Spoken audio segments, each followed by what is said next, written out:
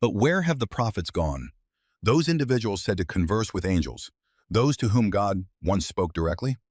They seemed plentiful in scripture and ancient memory, yet in the modern era, their presence appears to have vanished. Have they simply ceased to exist? Or have we, as a society, lost the ability to recognize them? Consider the case of James Padgett, a respected American lawyer living in Washington between 1852 and 1923. Nothing in his life hinted that he would one day become a messenger for Jesus and his apostles. To understand how such a transformation occurred, we must retrace his personal history. James chose the profession of law, then married Helen, the daughter of a minister. Together they raised 3 children. They enjoyed a comfortable life in Washington, but ill-fated investments repeatedly shook their financial security. James often spent his evenings away from home, which weighed heavily on Helen's heart. He relished evenings in gentlemen's clubs, sharing cigars, conversation, and whiskey with his colleagues. Over time, those habits created a quiet distance between them. Helen eventually requested a divorce, longing for peace, especially as her lung condition worsened. That separation marked a breaking point for James. He spiraled into confusion, unable to find meaning or direction.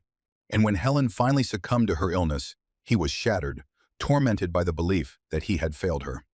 Lost in grief, though still deeply skeptical, he turned towards spiritualism, then sweeping through parlors and salons with seances, turning tables, and Ouija boards.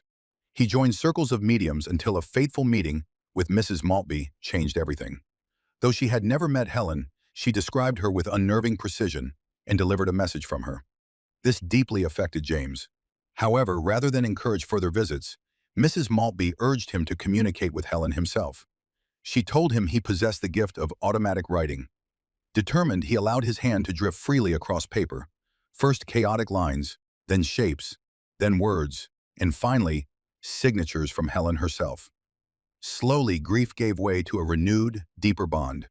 Helen revealed that she was his soulmate, a concept foreign to him, yet radiant with meaning. It felt as though destiny had granted their love a second life. Over time, the communications expanded. Helen, joined by other deceased relatives, informed him that he had been selected as a channel for spiritual messages.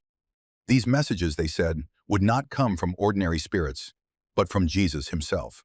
Soon afterward, James received his first message bearing the name Jesus. Overwhelmed, James recoiled in disbelief.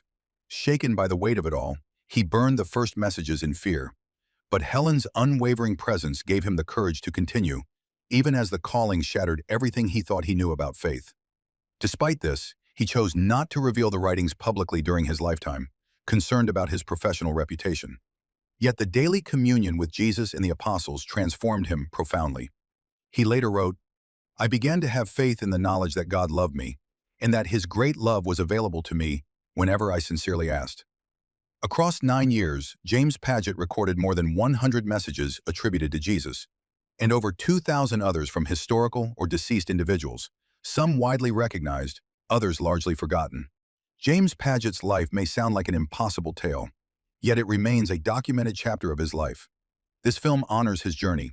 To go deeper, we invite you to explore James Padgett's messages on the sites dedicated to preserving his legacy.